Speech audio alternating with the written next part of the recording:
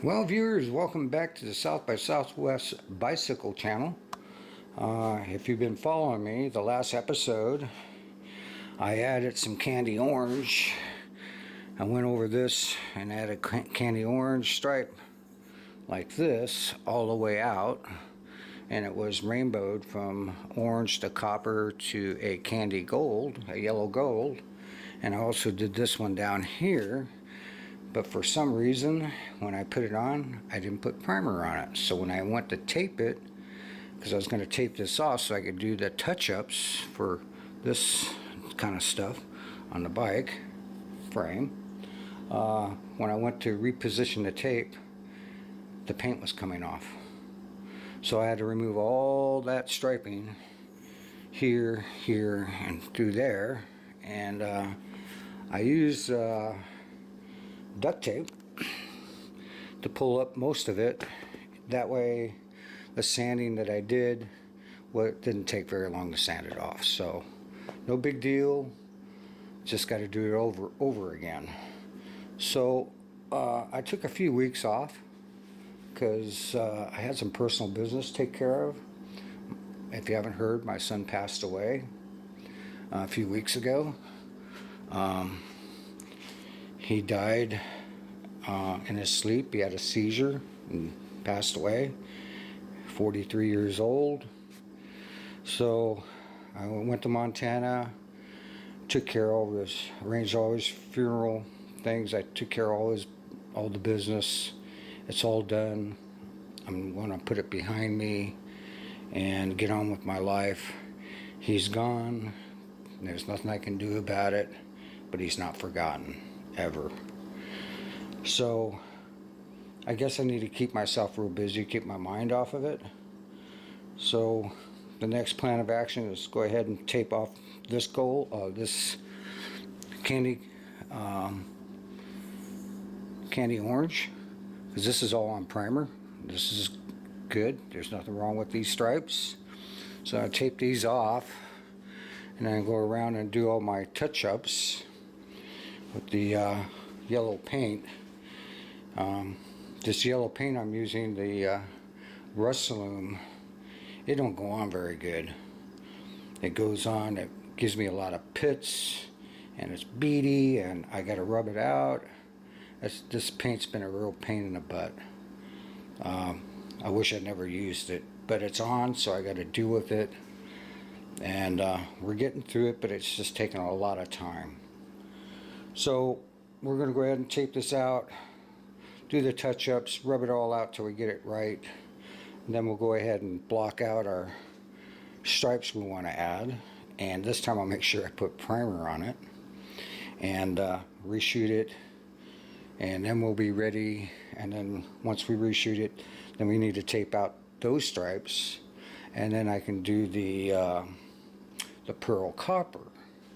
Now the front end is all finished. It's got the turn knuckles on it, as you can see. They're a little stiff because there's a little bit of paint in there, but it'll wear out. So we got the turn knuckles assembled. We got the bolts all ready, so it's ready to be installed on the front of the bike. The brake lever is all finished, and this has the the sparkle pearl copper on it with the clear coat. It looks great. Kind of looks like a pearl color, and in the daylight it looks fantastic. This pearl copper is not really meant for a light color. It's more meant for a darker color, but I wanted to try and take some of that greenish color, tinge color out of this yellow, and that seems to work real well. I like the way it looks, and I like the way it looks in the sunlight, and also under the night lights. It looks like a pearl yellow. So this is awesome. Well, viewers, I got all this candy orange taped out, the good stripes, and I went ahead and touched up the top, and I let it dry for a couple days, and I flipped it over, and I touched up the bottom. So far as I'm concerned, all the yellow paint is on there. The only problem is this Rust-Oleum paint is the worst paint in the world as far as I'm concerned. Because I got, even with the touch-ups, I got pitting. It pits real bad. So now I got to rub it out again. And I got to let it dry for 3 days. So that's the problem with this paint. It takes so long for it to dry, and it goes on so badly that when you rub it out, you end up going into the primer paint. So I'm hoping this last rub out, which I'm going to use just 1500 to rub it out with, and hope for the best that it's going to give me proper coverage where I'm not rubbing into the primer paint. So hopefully this is the last time I have to put a coat of paint on this thing. So now I gotta let it dry for 3 days, and once it's dry, then we can go ahead and add our candy stripes we want to do. I did get 2 cans of candy orange. I got 2 cans of it, so we're good there. So we got plenty of candy orange to finish this bike the way I want to do it. Now I am so sorry this is taking so long. This thing should have been done a month ago, easily. But I've been fighting with this paint. This paint has just been the pits.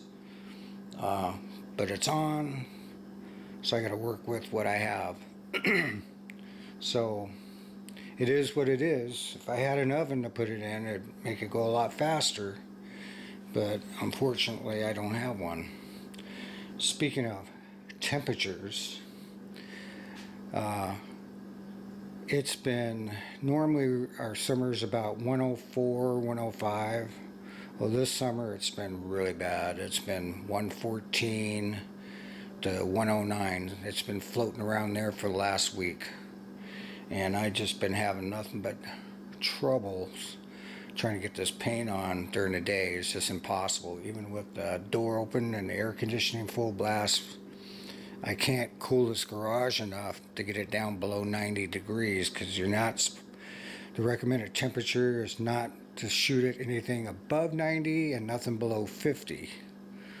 So I end up having to be a night owl. Sometimes by 1 in the morning, sometimes it cools off. Sometimes it don't. Sometimes it don't cool off till like 3 in the morning.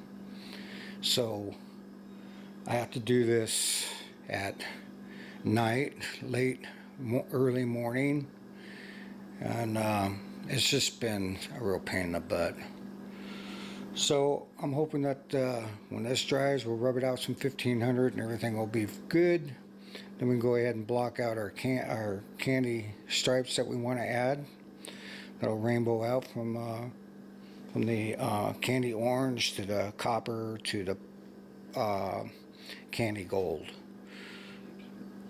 Now this is taking me an extreme amount of time, because this is a custom paint job. The whole purpose of this build is to be able to take this bike to a bike show and show the bike. So a paint job's real important. So, and it's a home paint job, so it's going to take up a lot more time. And I'm sorry that I'm filling you guys with all this stuff, but this is what you go through in order to do a nice paint job or a custom paint job. So one word of advice: stay away from the Rust-Oleum paint. Use some other enamel paint. That's just about it. So as soon as this dries, we can rub it out. We can block out our candy orange, that the added stripes we want to do those, let that dry for a day, rub the edges off, tape those stripes out, and then we're finally ready to shoot the sparkle pearl copper onto the frame. Well, viewers, I got this thing all rubbed out with the 1500. I did the bottom, I did the top, and lucky for me, there was only a couple tiny spots I had to take care of. We sprayed that, so I'm going to let this thing dry. And the good news is, because the high temperatures we've been having here in Casa Grande, you know, it's supposed to be 109 today, so it's been acting like a little oven. So it's been, the paint's been curing within a day and a half instead of 3 days. So that's good news. So it's cut the curing time in half. So we're going to let this set for a day, and then we're going to go ahead and start taping out the added candy orange stripes, and just to make sure to put primer on it. And we'll put that on, and once that dries, we can tape those stripes out, and then we'll go ahead and do the pearl copper and the clear coat. Well, viewers, we got this candy orange stripes done, that rainbow out to the candy gold on the top and on the bottom on out, all finished. I did put it on primer this time. I didn't forget the primer. We're gonna let this dry. We're gonna green tape it out like we did these here on the front, and then we can start shooting the sparkle pearl copper and clear coat it. And I think we can probably put this main frame to bed finally. Holy Toledo, what a hassle. And here's a shot of the other side. The other side's done as well. All finished. Awesome. Well, viewers, we got the added candy orange stripes all taped out. It's been sanded. All the edges were sanded. We taped it all out. It's ready for the sparkle pearl copper.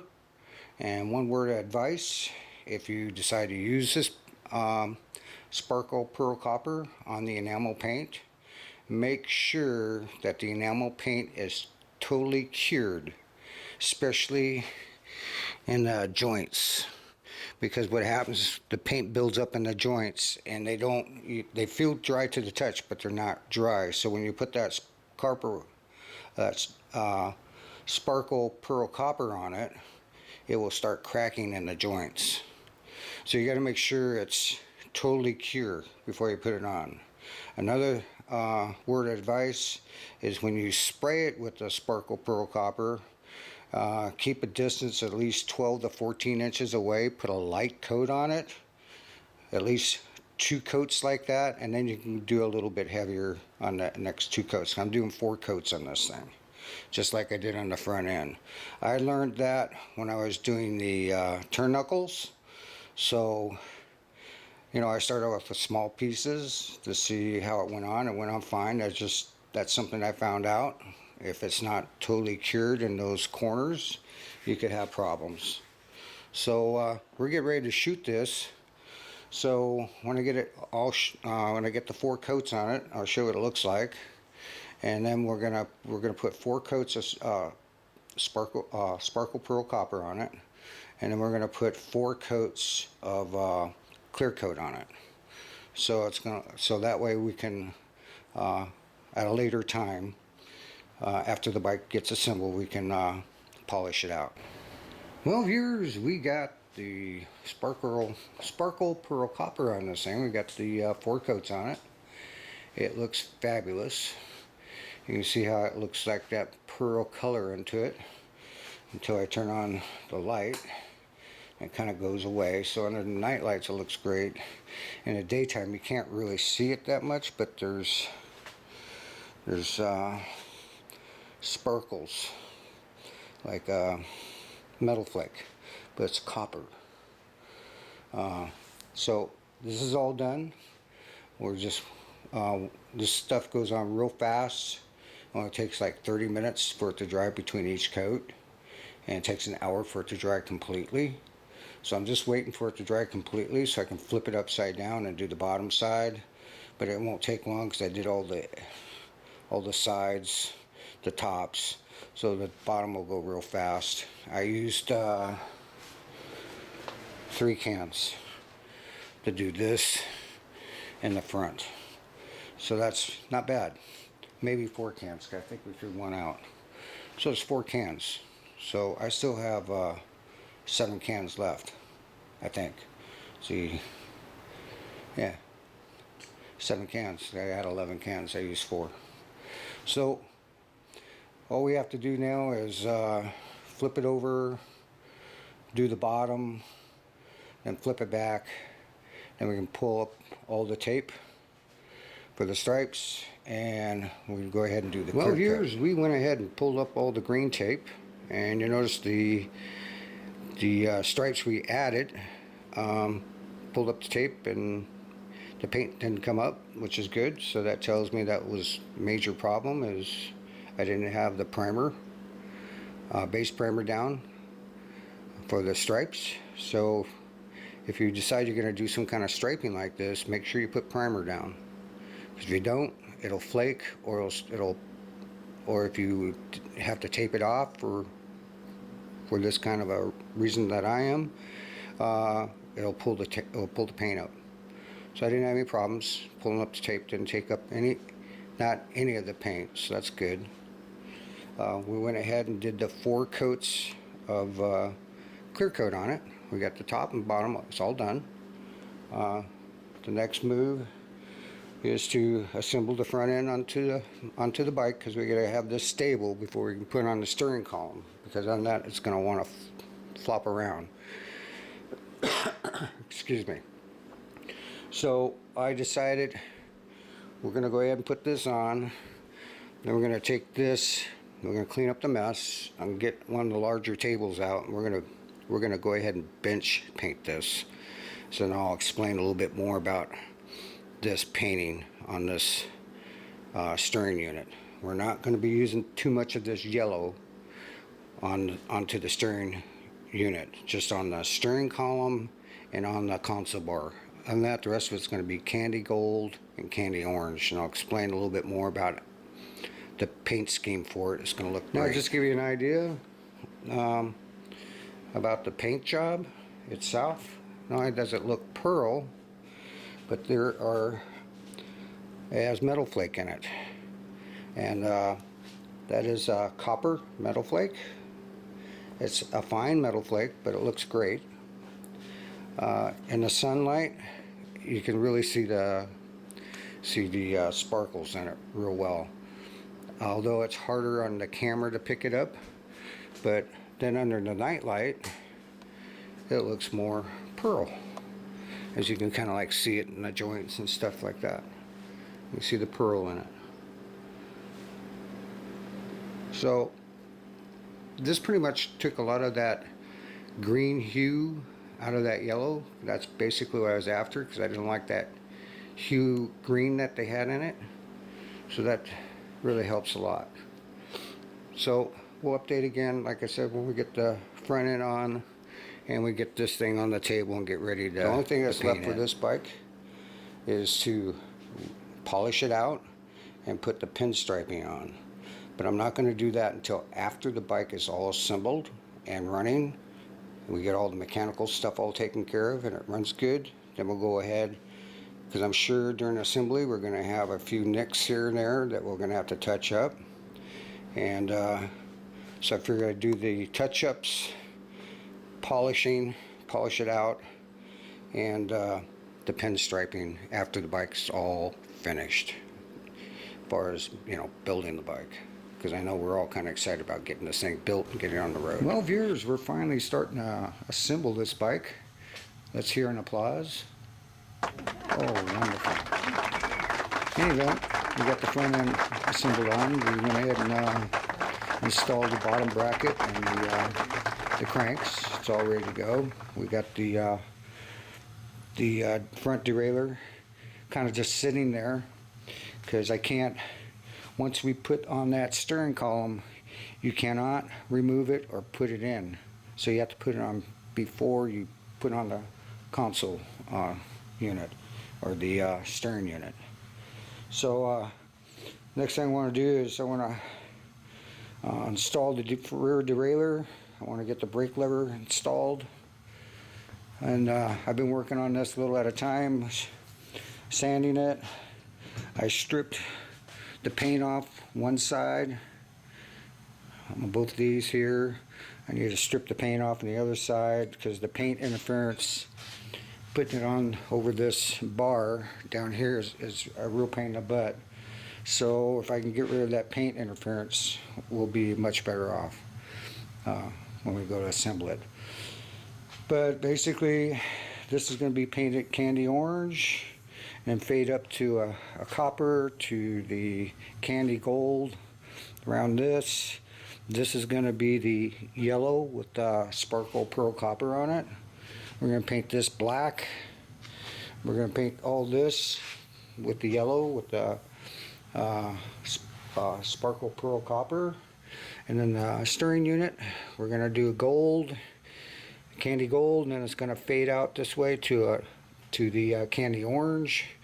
This will be candy orange, this will be candy orange, that will be candy orange. So it's going to look pretty good. It'll really help the bike because that's where they mount right here. That candy orange will kind of blend up and tie it into the bike. I also put all the caps on the bike. Those are on. I decided I'm going to do 1/8 inch black pinstriping on the bike at some point when we get the bike all assembled and get it all running. The last thing to do is polish out the bike and put on the pinstriping. Well, viewers, we got the tires put on this. I put my Punisher on the front there. Put a little one up there. It's a little crooked. I got another one. We put it on there. Also polished out a little bit on the top, just to get an idea. I don't know if I can pick that reflection up just right for you, but the sparkle pearl copper is really popping out now after it's been polished out. I polished all the way out, this top bar all the way out, just to get an idea of what it looked like. Looks great. And just show you what I use. I use some good old used up 1500. You usually like to use like a 6000, and then I use some good glaze polish with toothpaste, 50/50, and I mix it into a paste and I just rub it out. So looks great. So by the time I finish rubbing this whole bike out, it's going to look really professional. And I can't wait to see what it looks like in the sunlight when it's all done. Anyway, we got the front tires put on it. I still got to put the Tuffy liners on it. I got to put the Tuffy liners in the tires yet. We'll do that yet. I got the brake lever on. Still got to do the derailleur. I got this all bolted up. That's all ready. We got the steering column. It's pretty much all sanded out. We'll be painting this probably tomorrow. I'll finish sanding it out tonight. I need to go down and get some more primer. I don't have enough primer. I think I only have one can left. And it's not even a full can. It's like maybe a half a can. So I'm going to pick up probably about three or four more cans of primer. I'd say 4 cans just to be safe.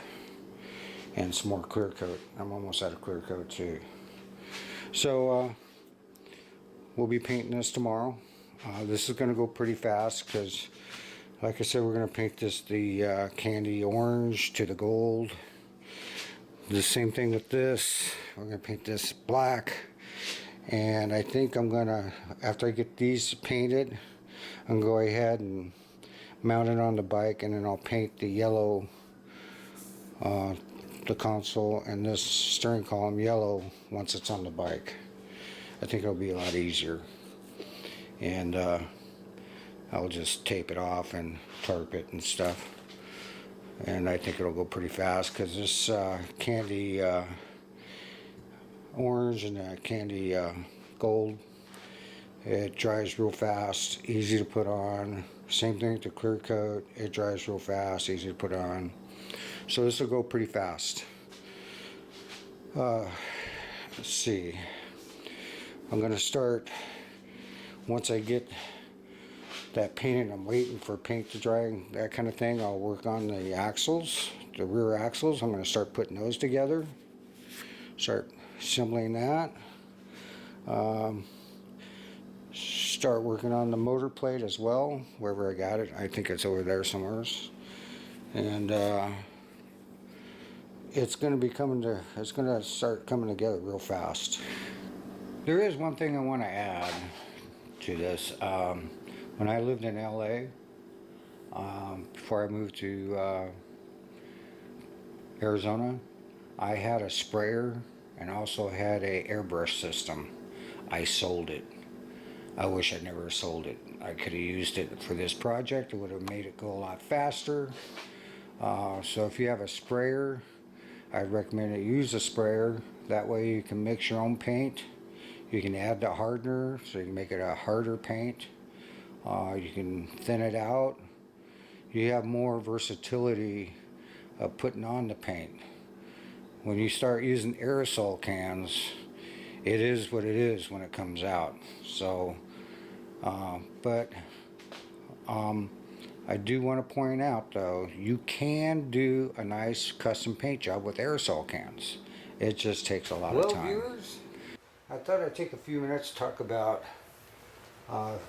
people who get a lot of flat tires. And if you're getting a lot of flat tires, unwanted flat tires, there are things you can do to resolve 98% of your flats are due to thorns. The other 2% are what I call rare events, like nails, screws, sharp metal objects, or glass. Those are rare. But the other, that's like 2%, but the other 98% of flat tires are due to thorns. Now, these are tuffing liners. These are probably the best liners on the market that you can buy. I suggest you these liners, and also run slime in your tubes. So what you want to do is you want to, now some guys like to take the tires off their bikes and do it on the table, but that's not really necessary. All you need to do is take the pressure out of enough pressure out of the tire so you can break the bead on one side only.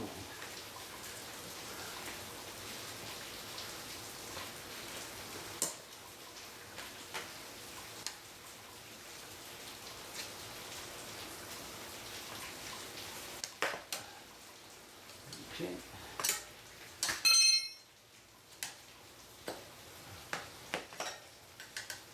Just go around and break the bead.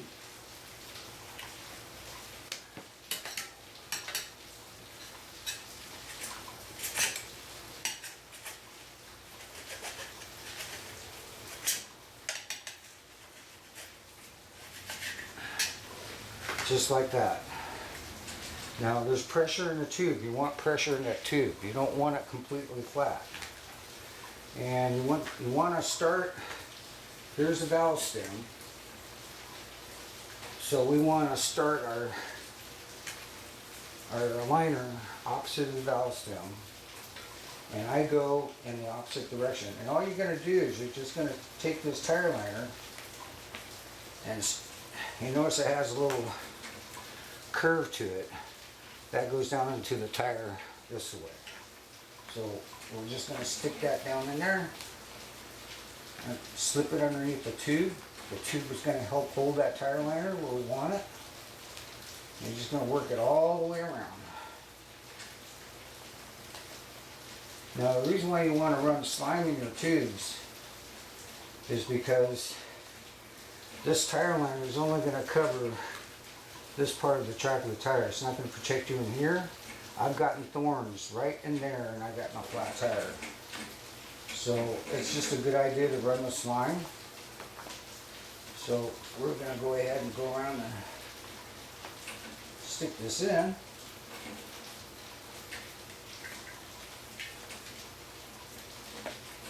It's a lot easier to do it this way, as far as I'm concerned, because you really don't need to take your tire off your bike. You can probably pretty much do this on the bike. You may drag a little bit on the fork. With this particular one, I don't have to really worry about it that much.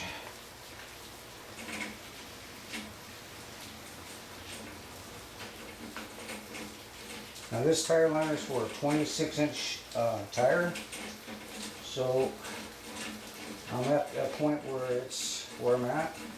So I'm going to cut off about that much of it. I don't need all that extra. You want it to overlap about 3 inches, 2 to 3 inches.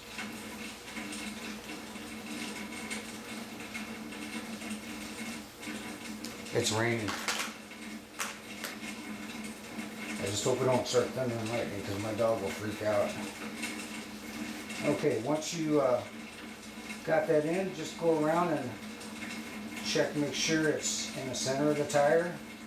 Like I said, the tube, with the air in the tube, it'll kind of hold the liner in place. Just go around and make sure it's centered. You don't want it running off on the side of the tire. There's a spot here. Just keep working it.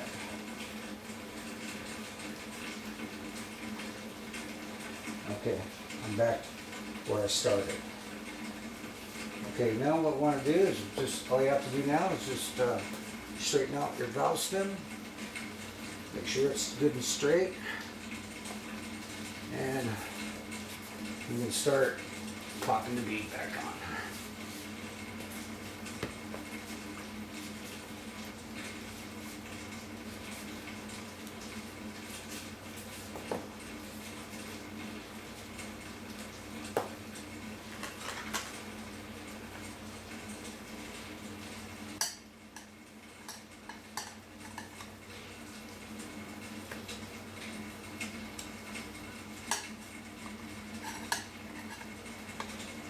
Just be careful you don't put a hole in your pinch your tube.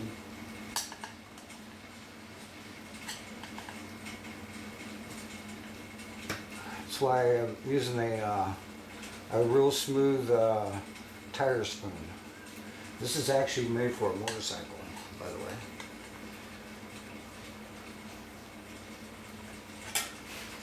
Try not to do too much at one time.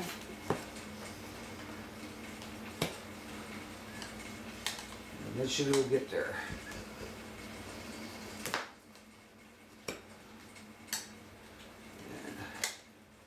And should about do it. There we go. Pull up our valve stem. And all we need to do now is just pump up the tire. So that's how you put in your tire liners. And this will protect you from the thorns. Like I said, it's not going to protect you from sharp metal objects like nails, screws, anything that's sharp and metal. But it will protect you from thorns. And like I said, nails, screws, things like that are a rare occurrence. It's probably accounts for like 2% of your flats. I only had one incident in probably like 9 years where I had a sharp metal object and it was a staple and went through my tire liner. And that's not bad. Other than that, I hardly ever have any flat tires. Ever. As long as you're using the Tuffy liners and sliming your tubes, you won't have this problem. So there you have it. Well, viewers, we got the rear axles installed. We put in the bearings in the axle housing. We got the axles put in. We still need to put in brake drums and the cluster there just for the pedal pusher side. We got the derailleur in. We need to put in the brake drum on this side and the driving sprocket for the electric motor, because this bike is going to have electric motor in it. We're going to be installing a 48 volt 1800 watt motor with a 1800 watt 32 amp controller. It has forward and reverse on it, so you won't have to do any flintstoning, so you can back the bike up or go forward, which is kind of cool. And we got the steering unit. We're starting to get that painted up. When that gets painted up, we're going to install it on the bike. And it gets bolted here, here, and here. and bolt that sucker on there, and it's actually starting to come together. We're starting to assemble this thing. So if you like what you see, give it a thumbs up. And if you haven't subscribed, subscribe. Be sure you mash that notification bell so you can keep up with this project. And like I say, if I can do it, you can do it better.